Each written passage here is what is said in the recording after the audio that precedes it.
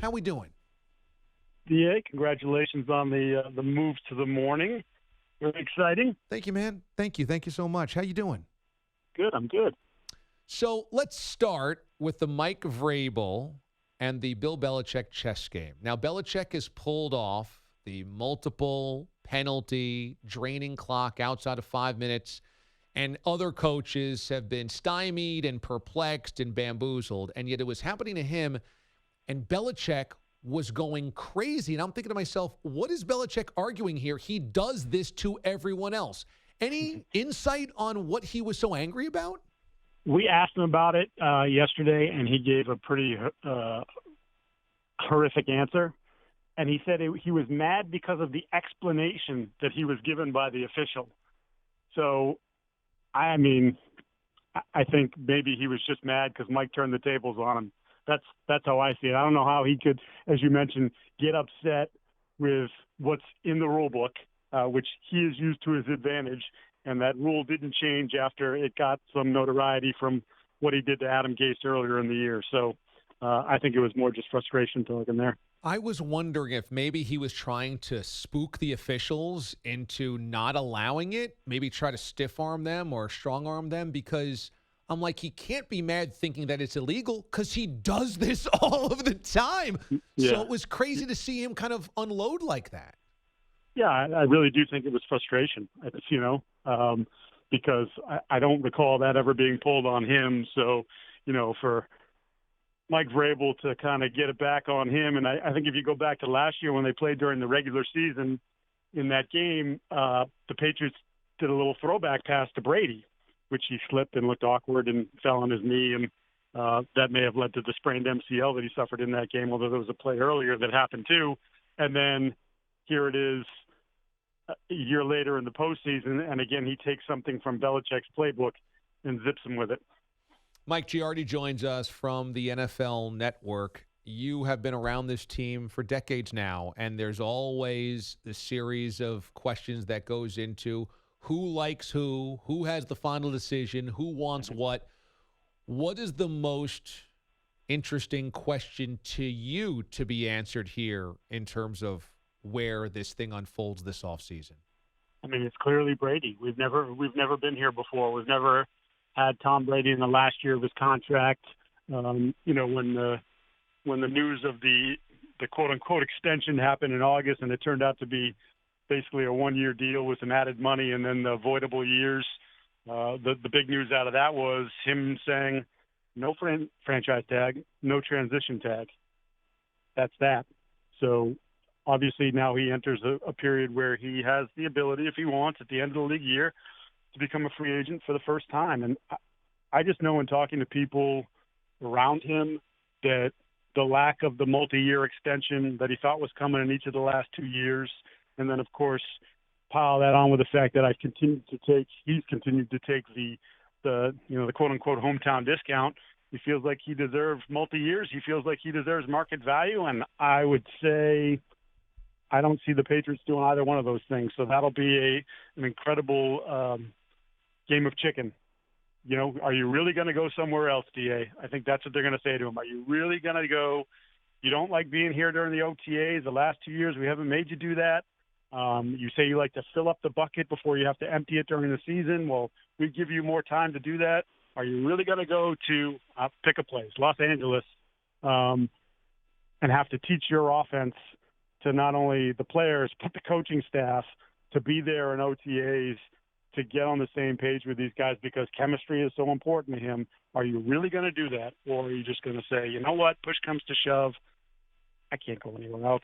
I'll take the one-year deal for $23 million again, and just can you give me something more around me? Can you give me a few more weapons to work with and see if we can make another run that way? Mike Giardi is as connected as anybody to the New England Patriots organization. He works for the NFL Network. He joins us this morning here on the show. Is it oversimplification to say Kraft would want Brady back, but Bill doesn't? I think Bill would be okay having, like, their relationship over the last 2 years has improved again. Sort of you had the Seth Wickersham piece and all the stuff that was going on leading into that Eagles Super Bowl loss. And I think they're in a better place.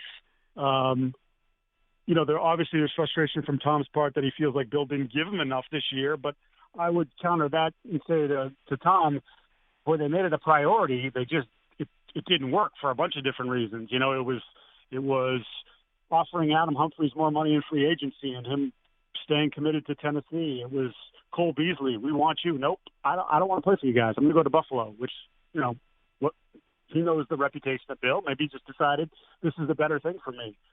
He had Antonio Brown during the season.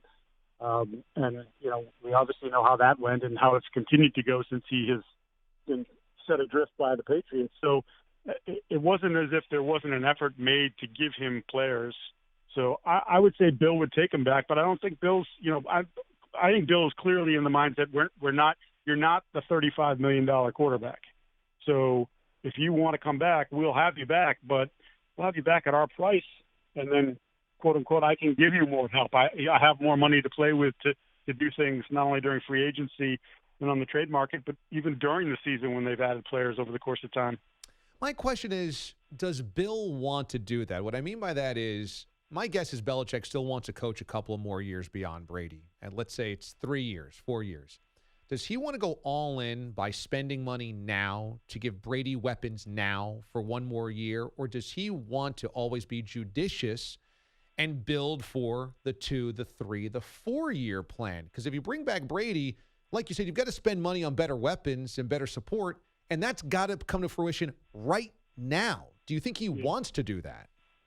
I think Bill has his eyes on Don Shula, and what is that, about 46 more wins, 45 more wins?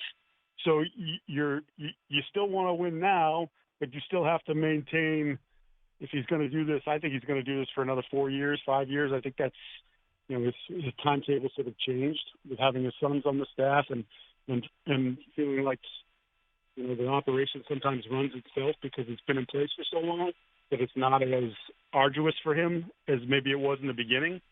So I think you can do both. I think you can go and, I'm spitballing. This is just me. I got no insight, but you can go and make a trade for Odell Beckham Jr.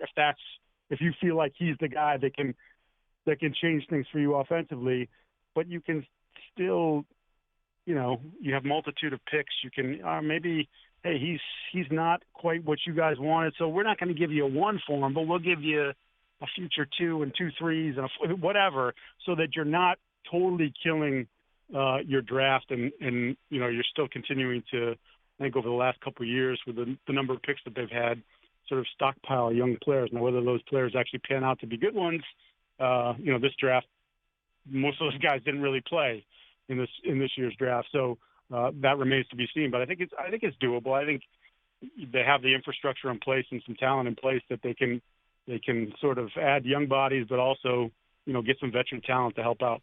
There's been a couple of ends over the course of the last 20 years in New England. There was an end after the 2004 Super Bowl when the assistants broke off away from Belichick.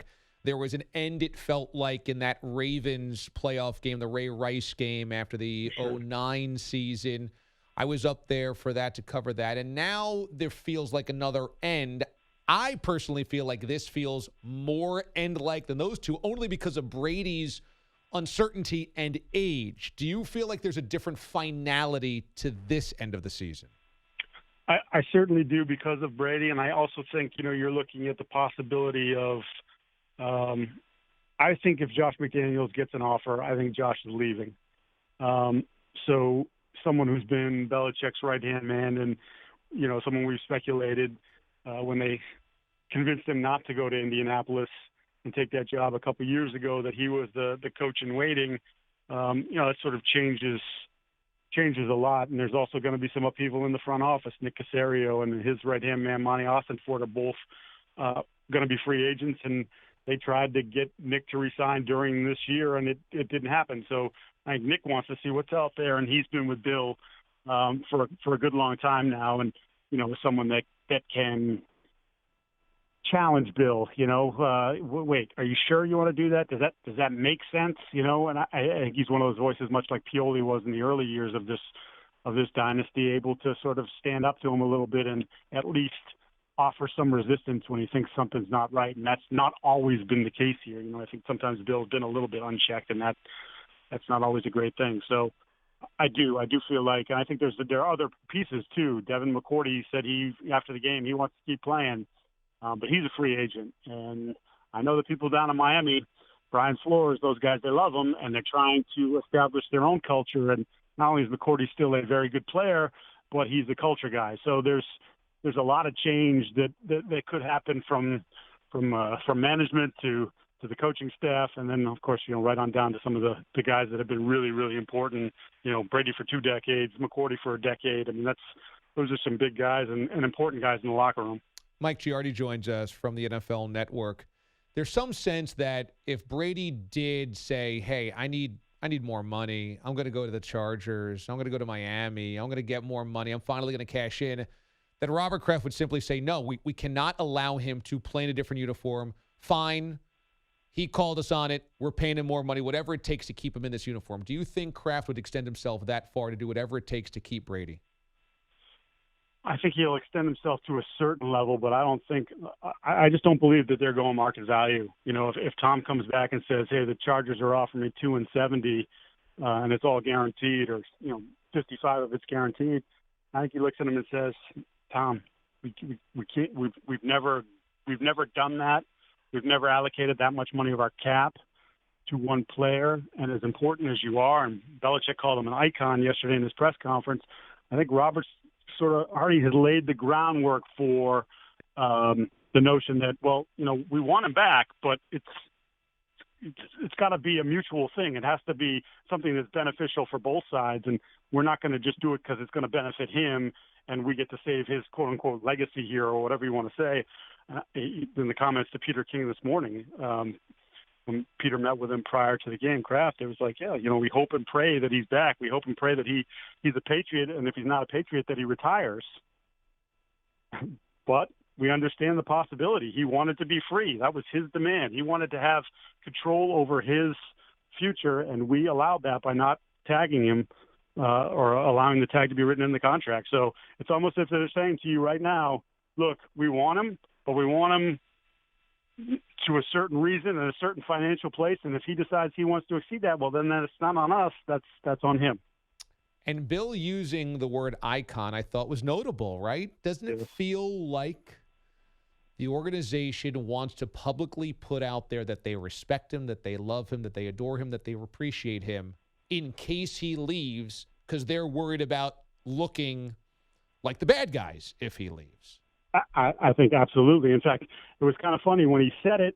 I almost thought at first, I was like, ooh, I don't know that he wants to say that. I don't know that he wants to put that sort of label on Tom and give Tom, because initially as I'm listening to it, like, oh, he's giving Tom some juice there. And then I was like, obviously I thought about it as you thought about it more, and I was like, no, that's just maybe just him saying, yeah, he is an icon. We love him. We'd love to have him. But again, we'd love to have him at our price, not his. Yeah. Mike Giardi joins us this morning on the show. This is going to be a fascinating offseason, obviously, in Foxborough. Mike is as connected as anybody. I highly encourage everybody to follow Mike on Twitter, @Mike Giardi. He covers the Patriots and the rest of the NFL for NFL Network. Mike, it is always awesome to catch up, my man. Thank you so much for doing it. I'm sure we'll check in again this offseason, man. Happy New Year to you. Same to you, buddy. Okay. You well. You too. Mike Giardi joining us this morning on the show. One of the best on the beat, one of the best in the game.